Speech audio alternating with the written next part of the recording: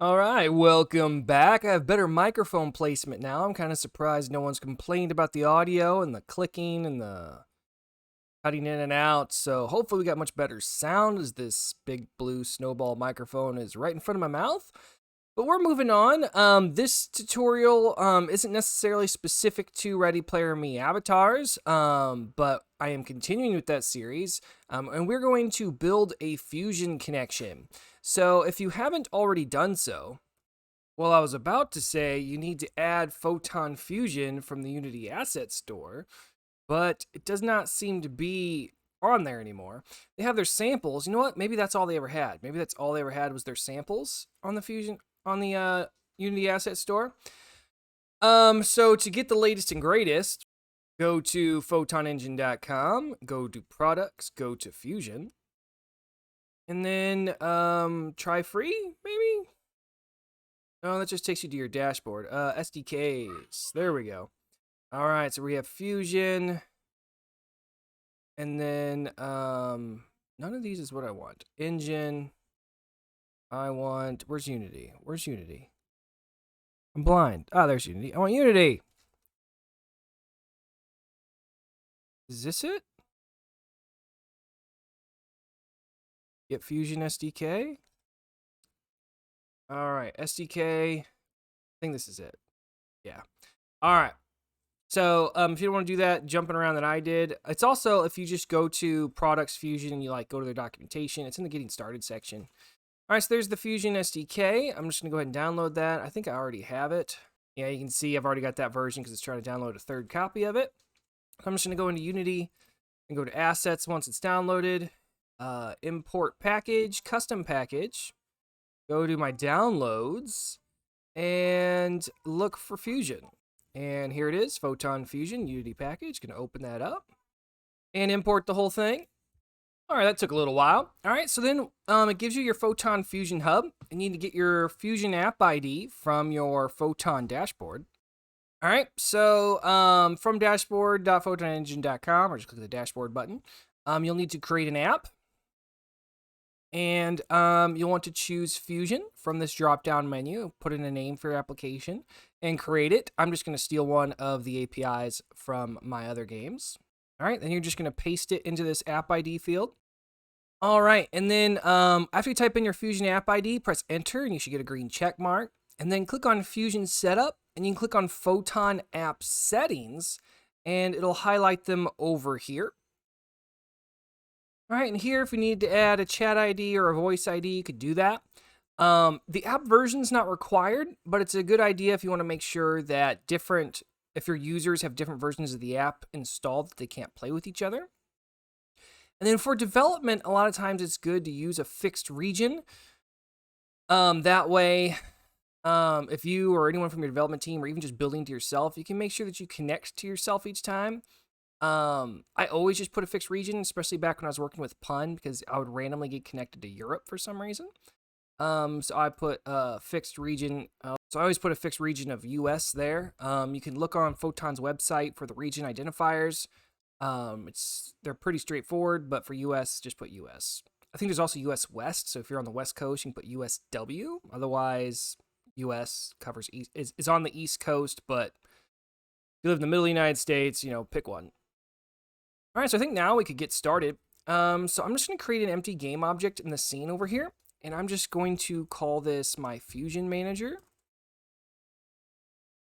And let's find me a scripts folder, and then let's go ahead and create a Fusion connection script. So I'll go ahead and say that there's two different modes for the most part, two main modes for I actually call them game modes for Fusion. There's hosted and there's shared. I'm going to be using shared. It's just easier. Doesn't make it better. It's just easier.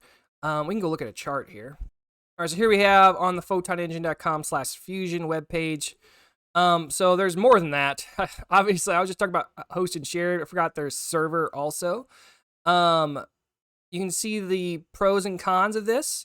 Shared is cost efficient. It's also more stability, has more stability because it's not dependent upon the hosts. It's got a direct connection. The synchronization might be a little bit better on host, but it's going to be more dependent on the host's connection. Because my understanding is all the inputs get sent to the network and then relayed back to the players to move them. And so that kind of makes sure that everybody's seeing the same thing. I use shared. It's so much easier to get started and so much easier to understand, especially if you're coming from Pun. Shared is going to be a lot easier to understand. All right, so let's get started. We have our Fusion connection script. I'm just going to double click on that. All right, I'm going to go ahead and delete these top two namespaces I'm not going to use. And I am going to be using Fusion, so I'm going to type that in, using Fusion. And then let's see if I can remember this off the top of my head. I'm going to hit comma. In order to do your Fusion connection, you need IPUN something something callback.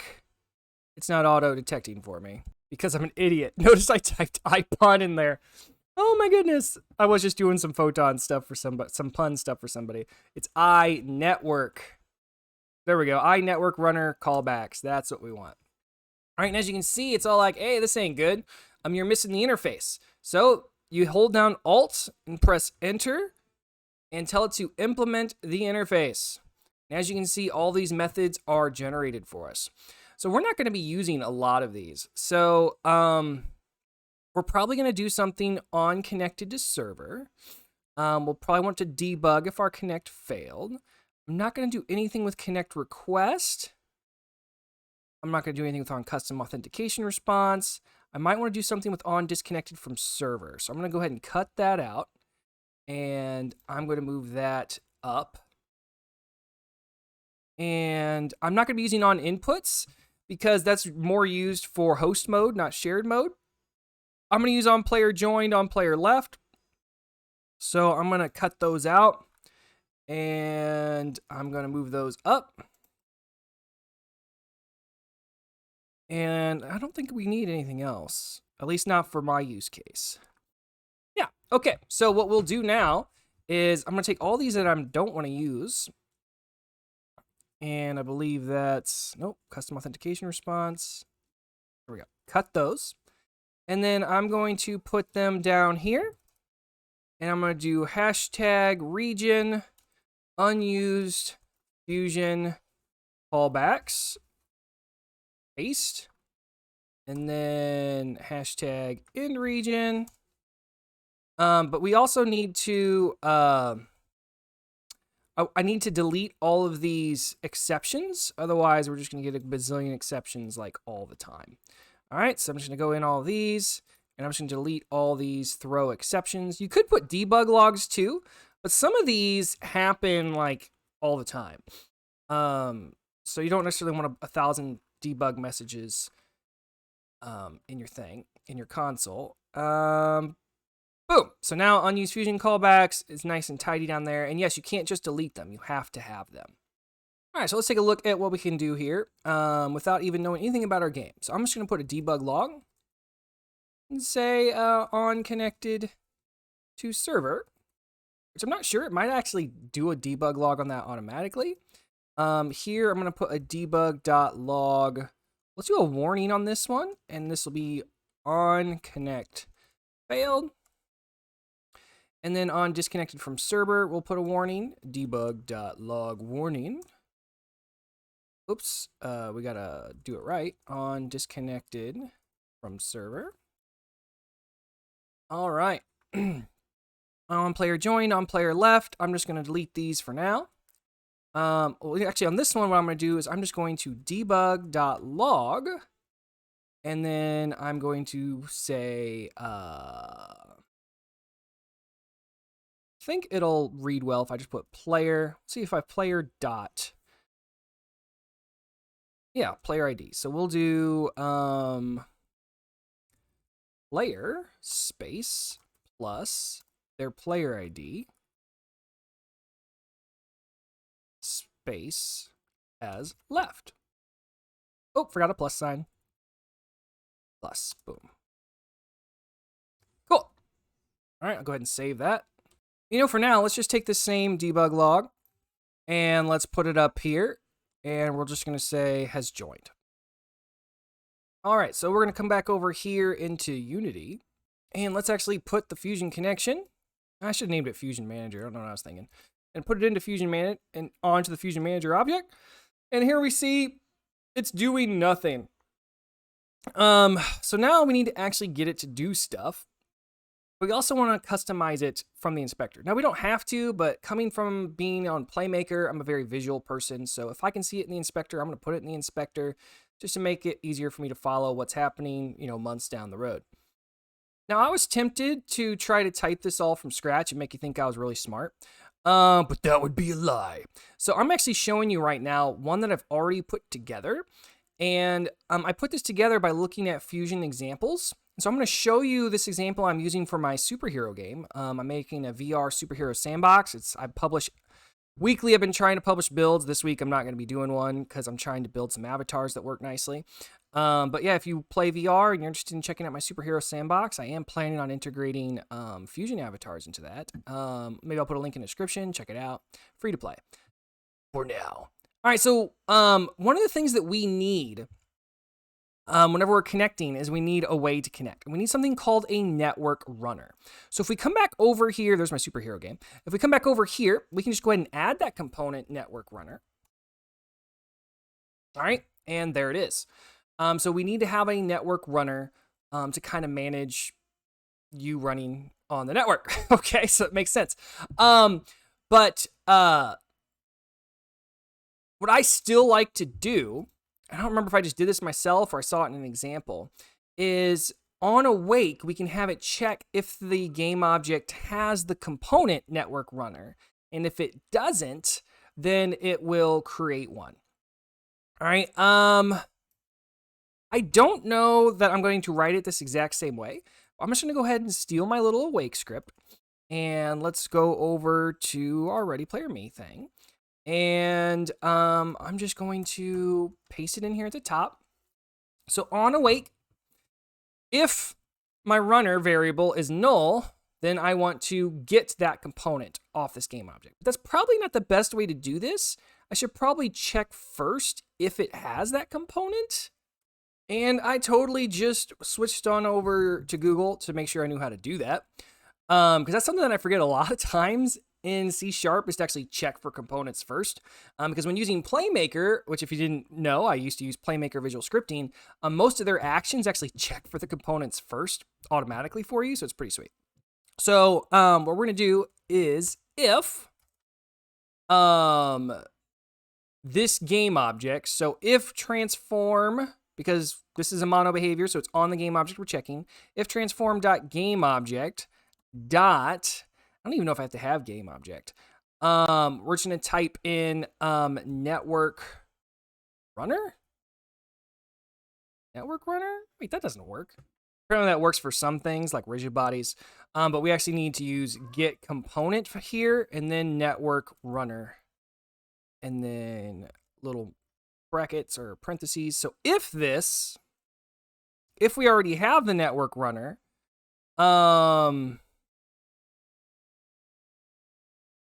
well, let's create a variable, and I'm going to make this a serialized field, and I'm going to call this private, and it's probably silly for me to make this private because a lot of times I reference my runner from other scripts, but I'm still going to make it private for now, and then when I need it later, I can always make it public. So we're going to call this private network runner. All right, so we actually need to do this other check first. We're going to do, and it's kind of already doing this, I'm just doing it again differently. So if runner is null, then we're going to check for if this game object has a network runner, then runner is going to equal this bad boy. And I wouldn't have to do all these checks because I could just, like if I save this and we go back to Unity, because I'm making it a variable, I can just do that. And, I'm working by myself on my own team. I know it's there, but who knows? Maybe I might accidentally clear that field out. Or I might rename some variables accidentally and all my saved variables get destroyed or something. So if for some reason this gets cleared out, my script's going to find it and put it there. But if you don't want to do that, you don't have to. You can just set it yourself. So if the runner variable is null, it's going to look for the runner. And if it has the runner, we're going to add the runner. Else, we are going to add a component network runner. So I'm just going to do this. If we don't have a network runner on the object, then we're just going to create one. And then I don't need all my old stuff. I like what we wrote now better. All right, so on awake, it's going to see if we have a runner variable populated, which we do, so it won't do the logic. But if we didn't, it's going to see if there's already a runner on the game object and set that to the variable. And if it doesn't, it's going to create a network runner object and set it as the variable. Bada bing, bada boom, we have a network runner. All right, so we have our network runner, but we're still wanting to connect, right? So let's go steal my old logic. Okay, so if we notice, we're done with that for now. Most everything in my start function, we're not going to use for this sample, so I'm just going to hide that for now. And we're not using that. That's for something else. So we're interested in this connect task. Now, I'm still pretty new to doing C# only on my projects. I mean, I've dabbled with it since my development career started using Playmaker visual scripting. So I'm not an authority on async tasks and all that jazz, but this is what the type of method that we need in order to connect to Fusion. I'm just going to copy this whole method, and we're going to steal it and take it over here, and I'll explain to the best of my ability what's going on here. So notice it's already kind of upset, and let's see why. So the namespace task cannot be found. That's easy. We just Alt-Enter. And we need to use system.threading.tasks. Just click on that. And now it's much happier. So we need a scene manager. Now, if you don't have a scene manager, this is a Fusion component. If you don't have a scene manager, it will let you still connect and do stuff. You'll get warnings in your console that says, hey, why didn't you create a scene manager? We went ahead and created one for you, but that's really not a good idea. You should really set up your own scene manager.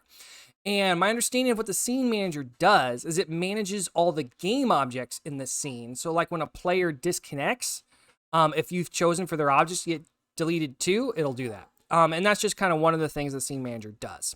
So we need a scene manager. So let's come up here and we need a scene manager. So let's just, we're just gonna do a private because this isn't something we're gonna add as a component. So we're just going to do private scene manager. Is that a thing? All right, the autofill here doesn't seem right. I don't think that's what I had before. And if you hear a little girl sitting next to me, my daughter just sat next to me, might show up on the microphone here. So let's go see what I did in my superhero sandbox because it knows what my scene manager is. Okay, it is iNetwork Scene Manager. Well, I don't know why I made it public because I don't remember using it anywhere else. All right, so let's come back over here. Should have trusted you, Visual Studio. I'm sorry. So iNetwork Scene Manager, Scene Manager. All right, and so now if we come down here, our Scene Manager is happy. So it's creating the Scene Manager if one does not exist, and it's just adding it to the game object that we have this mono behavior on. And now we need to set our game mode settings. All right, now I could just manually go ahead and put them here. And I am going to be doing shared mode, but I want to show you how you could put this in the inspector if you want. So notice that what we're doing here is we're actually creating the game arguments for creating it. So this is the arguments, and this is what we're going to be using on our network runner to start the game. It requires some sort of arguments to get going. So we have our game mode, we have our room name, and if you leave room name blank, it will connect to a random room. But you know what? I haven't experimented. Yeah, it'll even create it for you. If a random room doesn't exist, it will create it for you. All right, so we need a, we're gonna come up here and we're gonna do a serialized field. And you know what? Let's actually do, let's move this up. I hate all that extra space. We'll go here and we're gonna go create a header. And this header is going to be, we're going to call this game arguments. Right? That's what they're called, isn't it? Game arguments? Yeah, game arguments. All right. And then a little space there. Serialized field. And then we need a private game mode. Game mode is what I'm going to name it. All right. And if we save this, I believe, because this is an enum, it's going to give us a drop down now in our inspector. And it doesn't because we haven't satisfied the rest of our game arguments yet, and we have console errors. So let's go figure out what else we need. Oh, I guess we can make our variable name correctly. And then we just need a private string room name. So I'm going to create another serialized field and private string room name. And what else do we need down here? We need our scene manager. Oh, it's going to get our, we don't have, we're not utilizing scene management. So I'm just going to go ahead and Alt Enter and using Unity Engine scene management. So this is telling what scene we want to start with. So this isn't exactly what you would do necessarily. You might pick a different scene. But for our use case here in this demo, and what I'm using in my other game, the start scene is the same scene that I'm already in when this is up. And then the scene manager is the scene manager we've already created. And then custom Photon app settings is settings.app settings. What do we have going on over there? So we should have, I don't see it. Where is this coming from? Oh, there it is. Public Photon app settings settings. Let me look and see why I had that. So I think you have to have some type, maybe, I'm not even sure if, let's just comment this out just for fun. I'm not even sure that that's needed to connect. So let's go find out. What I was using it for, I think, was to make sure that it would run on my fixed destination of US. Basically, all that field did was it took your Photon settings game object, or if you want to, you can even have different settings game objects. So if we went to Photon app settings, so remember we created these at the start of the tutorial. Maybe you have different types of settings you want for some reason. You can choose then in the script which one that you want to be running. I'm not sure why I had that in my superhero game, but let's just see what happens if we hit play. Oh, we got to choose our game mode, so we're going to be using shared. And if a player, in my superhero game, I give the player an option if they want to play single player and not multiplayer, then you can just choose single. And what's great about that is you don't have to write separate game logic for offline mode and online mode. Just write everything for online mode. But if they choose single player mode, everything will still work. They'll just be playing by themselves. All right. So let's just go ahead and hit play and see what happens. Nothing happens because we don't ever actually run the method to connect. So let's remedy that. We're going to go back to our script. And let's just go ahead and we have to have that async start. Right. Because if I just put private void start, and we try to run connect, it's going to tell us you can't do this because it's awaited. So you need the await operator. All right, so let's put await. And then it's probably still mad. We need to have async. So private async void. And then now we should be good to go. So let's go back over here to Unity. Uh-oh, our Fusion connection already defines a member start with the same parameter types. What? Oh, because default. So let's just delete these default methods that came in when we created the script. All right, let's go ahead and run this now and see if it goes. All right, so if we see here, we can see it connected to the server and the player has joined. So it works, but we haven't really done anything yet. So our custom settings weren't really needed, and so we're just going to go ahead and leave it off because I don't have really a reason for it to still be there. So let's come up to our Fusion connections, and we're just going to get rid of that, but it's an option for you if you need it. So when a player joins a room, you're probably going to want some sort of prefab to spawn. All right, so we're going to do that now. So let's see, where do I want to put this? I'm just going to put this here, and we're going to do serialized field, and we're going to do a private game object, and it's going to be, I'm going to call it player prefab. All right. And a thing to note, you don't have to put your network objects into... oh, wait. No, it's not a player prefab. It's a network object. Yes, right? Yes. Network object player prefab. You don't have to put your network objects in the resources folder with Fusion like you did with Pun. So that's fun. So on player joined, we are going to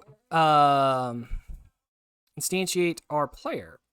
So again, we're just going to steal logic that I already have from my other game. So I'm just going to copy this and I'll explain it to you. So let's see. On player joined, I'm going to hit paste. So what this is doing is it's telling our runner, our network runner, to spawn a game object. And what we are spawning is our player prefab. And then we tell it, where do we want our player to spawn? And so right now, it's going to be spawning where this mono behavior is. So if we go over here, where is our Fusion Manager? It's right here. It looks like it's in the center of our scene. It's not 0, 0, 0, but it does appear to be the center of our scene. So that's where our player is going to spawn, and that's fine for now. All right, and so this will spawn whatever we put as our player. But before we do that, there's one more thing we want to do. Actually, you know what? Let's go ahead and do that. Let's go ahead and I'm gonna create a 3D object, a cube, and let's go ahead and zero it out. And actually, I'm gonna create an empty parent just so that I can make it like that. And so we're gonna make this our test network player. And we're going to add component, excuse me, it's a network object. And because it's a player, I also want to destroy it when the state authority leaves. I don't want somebody to take control of the player. Maybe there's some use case for that in a different game, but I don't want other players to be able to control this player. And then because it's a player, even though we're not going to be doing it in this demo, I'm also going to want a network transform, which if you're coming from Pun, it's basically the transform view. And so this will show what's going on with this player to all the other players. And that's all I'm going to put on this for now. Since this object hasn't been baked yet, you need to save the scene or enter play mode. So if we enter play mode, I'm not sure it'll let us because I think we have some variables we got to fill in. All right, I hit play, I stop playing. I don't really know that that's super required. But I'm going to come over now into, I don't have a prefabs folder, so let's create one. All right, so we're going to go create folder and prefabs. And then I'm going to take this test network player and I'm going to drop it into the prefabs folder. And I'm going to go ahead and delete it from my scene. If we look at the prefab, it's happy. Sometimes there'll be a button that tells you it needs to be rebaked. And that's just to bake it into, because there is something keeps track of all the prefabs in your project. I can't remember where it is, but there's something that does that. So let's go ahead and look at our Fusion Manager, and there's our player prefab slot. Let's drop it in, and let's go ahead and hit play, and there'll be one more thing after this that we're going to take a look at. All right, well, that didn't work. What did I not do? Well, I still don't know why it's not spawning, but I'm going to come in here because I did forget one more thing. Because one thing you need to do with your network transform component is you need an interpolation target for your player. So typically you're going to have an empty game object that's like your player parent, but you might have your character controller and stuff on it like that. And you want your interpolation target to be your mesh. Now, if you don't have that, then it's okay to just create an empty object just to be an interpolation target. And you can even name it interpolation target and drop it in here so you know why you added an empty game object. That's important for the network transform to work cleanly. I still don't understand why the player is not spawning. It does not make any sense. One thing I just noticed that I don't think is causing the issue, but we need to put this into this check here. Otherwise, every time a player spawns, we're going to instantiate. It's just going to be an infinite loop of objects if more than one player was in here.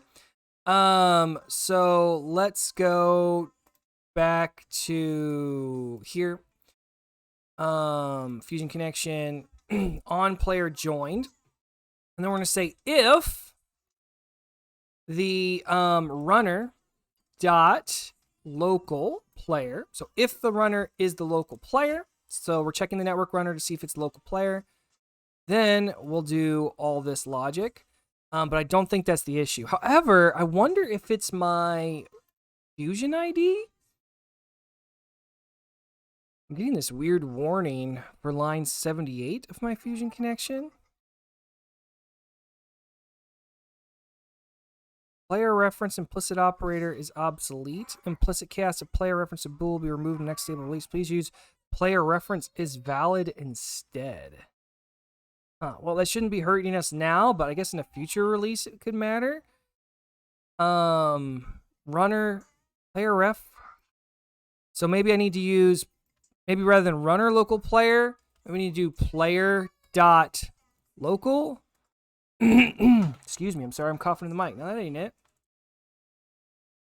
I don't know why he doesn't like that. Runner dot return local player returns a player reference for the local player.